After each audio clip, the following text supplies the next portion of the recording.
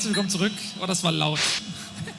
Auf der Gamescom 2016 bei mir jetzt Charles und Tom von Tequila Games. Und wir haben das Spiel namens The Sexy Brutale für euch auf den Monitor geschmissen. Hey guys, hey. My cable is a little bit too short, I guess. Let me just finger around some. So, nice to have you here. Yeah, thank you very much for having us on. Yeah, you brought us. You don't have a microphone, right? Oh, yes, yeah. there you go. You can't talk all the time because you need to play. You need to hold the controller. It's probably best for that. Really. Yeah, it is best. It is like that. Okay, so it's a game that we haven't heard quite a lot about. It's quite fresh. Yeah, I think so. Yeah, and you're coming out with a game like on Gamescom and to show it for the audience. So it was all announced yesterday, and now we're showing it to people like good sells. And, so I'm very excited now to be one of the first people on this planet to see this game in action. Absolutely, yeah. And so are you guys. Yeah, well, we take it here first. Yeah. Sure. So Tom, you're going to play. I am. Yeah. So are you ready? Yeah. So we're going to introduce the game a little bit for people that don't know. So this is the Sexy Brutale. It's about a never-ending masked ball featuring intrigue, murder, and the quite possibly occult. Oh. The game basically combines adventure game, puzzle solving with a Groundhog Day looping type mechanic. Okay. And it's about a masked ball that's gone horribly wrong, and all the guests around the house are being murdered. Oh my God. So now it's up to you as Lafcadio Boone, the priest, to observe all what's happening to all the characters around during the day, find out how they're being killed, and figure out what you can do to save their lives. And by saving each one, you'll get a brief moment with them on this day where they snap out of the spell of the Groundhog Day, and you can gain something in order to move further into the house. Okay, so to summarize a bit, it's Miss Marple and time travel. Yeah, Time-traveling Miss Marple. Yeah, so it's like, it's a masked ball party where there's all these deaths going on, and it's got the Groundhog Day thing around it. So, and it's all about exploring and eavesdropping and spying and learning these stories of each character as they go. So we've jumped right into one of the first puzzles here. So this is after the tutorial. This is where the player is left to their own devices to explore on their own. So Tom's been looking around, he's been moving through the corridors and looking at the first victim, who is this character, Reginald Sixpence. And he is the marquis who runs the casino mansion, the Sexy Brutale. Okay. He's the owner, and he's about to get murdered? So this character, Sixpence, is the clockmaker character. He's the victim of the first puzzle. Tom was also just showing listening out there, so you can listen to see what other characters are moving around the area. Now we're following another character who is one of the staff, and they're behind. Okay. We're not this guy. Yeah, no, sorry, we are this guy down here. This is our Lafcadio Boone, Yeah, okay. And he is following these characters around, spying on them as they move around. Okay, so the number 2 on his head means he's the second victim, or? No, this guy is one of the staff members. He's one of the bad guys. He's one of the killers.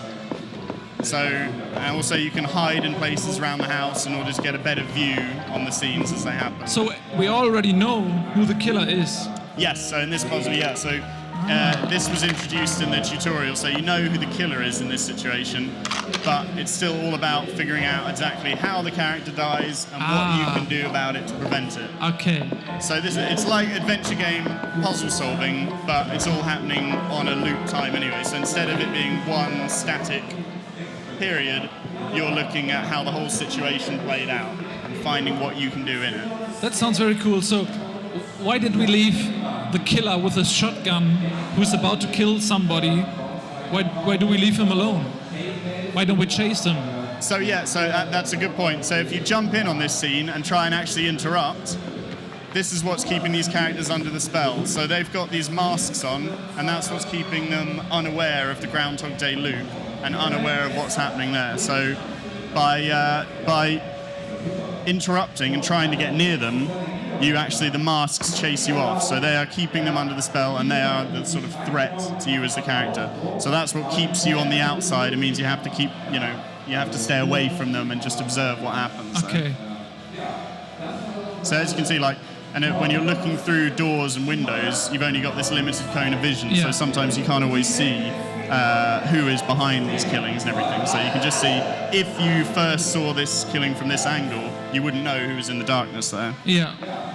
So can we have a look at the center? Yeah. So there's the dead guy. Yeah, so this is the first victim. Obviously, you haven't saved him today, but that doesn't necessarily mean the puzzle is over, because some of the puzzles involve finding out, what happens after the character is already dead. So because it's Groundhog Day, obviously you can play this day as many times as you like and go on different routes through it. So if we reset the day now, we've collected some information about the puzzle. Now we can return to it and follow other characters or go into different rooms and explore a different branch of it. But it's always the same house, the same characters, and the same murders? Exactly, yeah. So the whole thing is the one house, the one day from noon until midnight, and a whole variety of characters spread all across the house. And the whole point is that, everything is happening simultaneously. So in this one part of the house, we have this one puzzle occurring with Sixpence being shot. But over on the other side of the house, you have completely different characters who are dying in different ways, but it's all happening simultaneously. So when this guy got shot at 3:45, for example, for the rest of the game, you'll hear that gunshot every single time at 3:45. Okay. So every puzzle is stacked on top of one another. Okay, So it makes that's good to know. It's quite a complicated game to design, but it makes it kind of different to what people have played before, I think. So Tom's taking another route now where he's trying to explore other things and go places that he didn't go the first time and see what's happening. But what can you do to avoid the murder? Could you take the weapon, put it away, or maybe put fake bullets in the weapon, to avoid the murder? Exactly. Well, it's a pretty good theory you've got right there. In fact, that may be what's going to be the solution. So one of the things that you could try and pull the gun off, but Boone is an elderly priest type character, so he can't do everything that the staff can do. Yeah. That limits him somewhat. But as you saw, we saw something with a safe. That was a key event. So now we're kind of looking and seeing what's happening there, what comes out of the safe. And we pick that up and it's like, okay, it's a blank cartridge. So now maybe you see you're way ahead of the game there.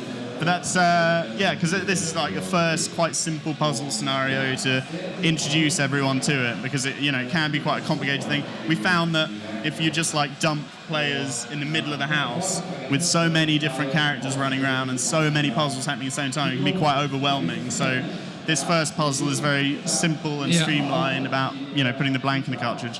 But another thing that I want to show you is with the Groundhog Day, when you've seen all these things happen, already it might be difficult to remember exactly when you saw it all. You might be like, okay, well I saw that guy do that, but and when you want to jump back to a particular point, you may not remember all the details. So we have this 4-dimensional map that not only is showing you the rooms you've been in, but it's showing you what you've observed, and you can scrub along it in order to see where everyone was. Okay. So when you want to get in that safe, for example, you be like, I know that the character of Sixpence opened the safe.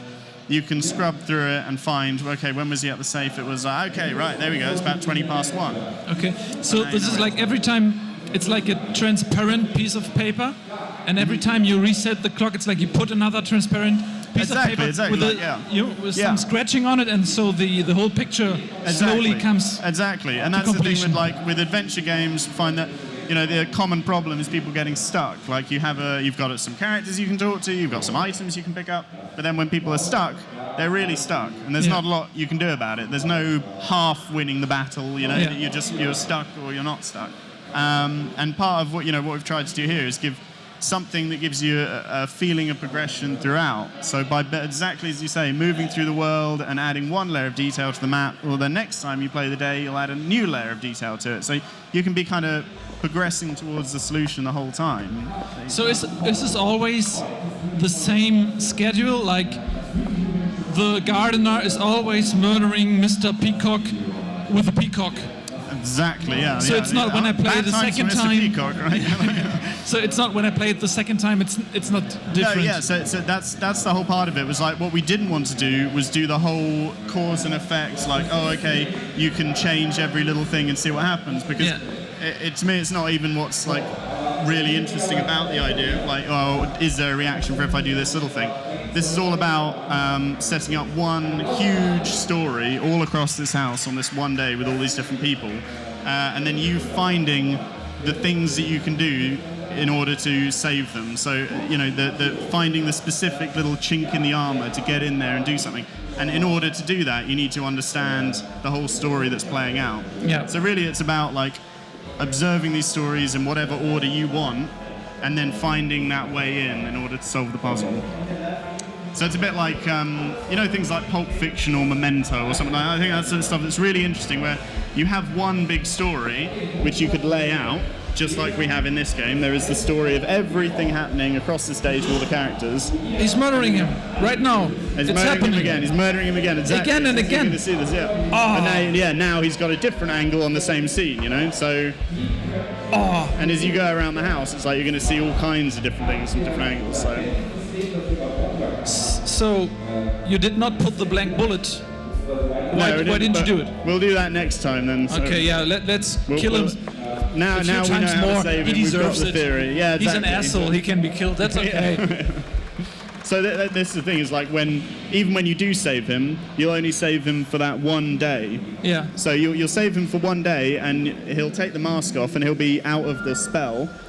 And then you only get to have like one conversation with him, and you'll be able to get one power and one upgrade from it. Uh-huh. But then the next day he'll go back to being shot every day. No! Exactly. So you've got to figure out how you're going to save them forever, because saving them on one day, it doesn't matter. You need to save them forever, which means ending the Groundhog Day and breaking the loop.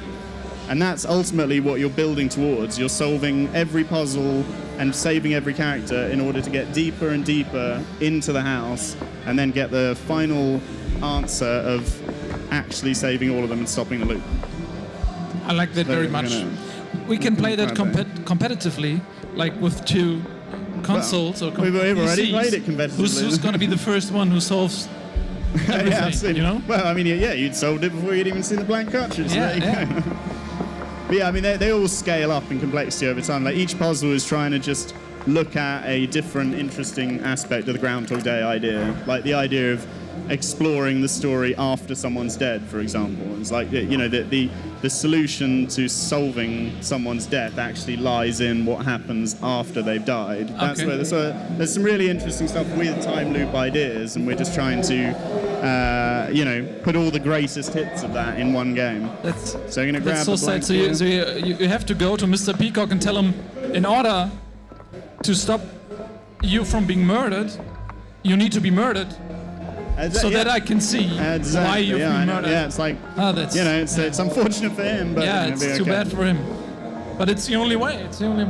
So, we are playing on a PC. Is it only coming out for PC, or do you have a console version as well? It's coming out for PS4 and Xbox One as well. Okay. And what's the release date? It's the first quarter of next year, so early next year-ish. Okay. Ish. Around there. There's he again. Okay. So now what's different now? So it's jumped right to the scene where, because you've changed something, we just cut straight to the action, and we're going to see what plays out differently when you've replaced a blank cartridge. It's like Ha ha ha ha. Yeah, this guy's he's off the beaten path. He's got no idea what's going on. Nobody has any idea what's going on now. And he's just waiting there. He's waiting there, but he's got a plan. This has given him a window of opportunity now. Take it. Right between the eyes. And now he is dead, and you have to solve his murder, and you're in eternal loop. No, you don't need to solve those guys' murders, because they're the bad guys. We don't care about them. You're just trying to save the guests. Okay, so now he's putting down the mask, and now he's out of the loop. Yeah, so now it's like him. Yeah, it's like he's out of the whole spell. So the whole thing that's been keeping them, in the Groundhog Day and unaware of the situation that they're in, like now it's been cast off. But you can see that the house itself is reacting to that. The house doesn't like that something different is happening, which is part of the whole mystery of the game.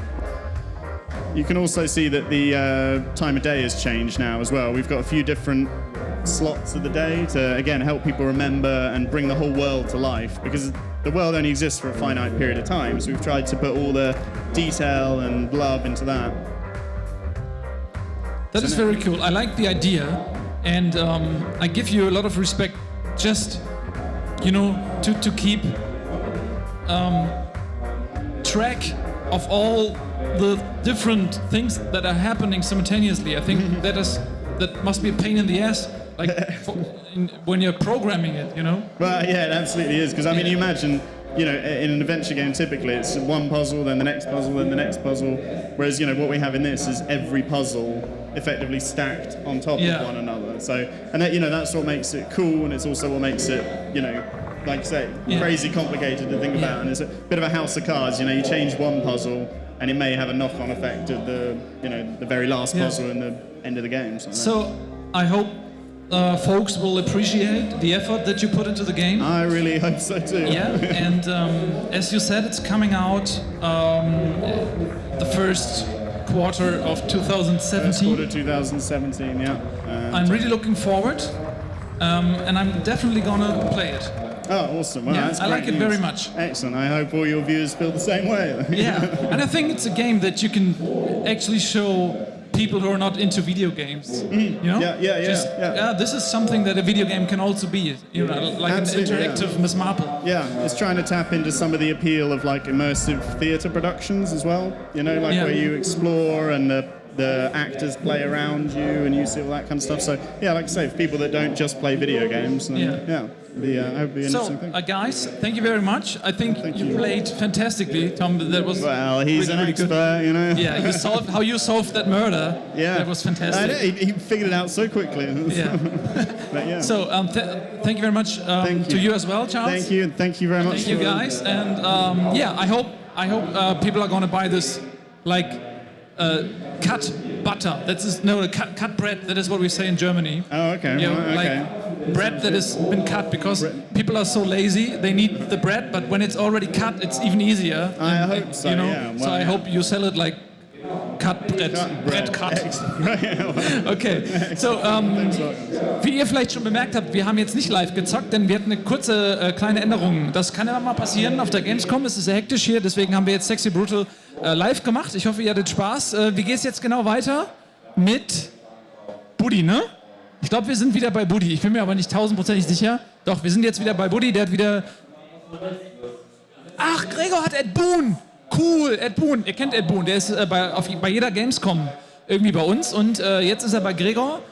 Und da schalten wir jetzt live hin. Vielen Dank fürs Zusehen. Das war The Sexy Brutale von Tequila Games. Ja? So, thank you very much for being here. Thank you very Macht's much. gut, tschüss. Cheers.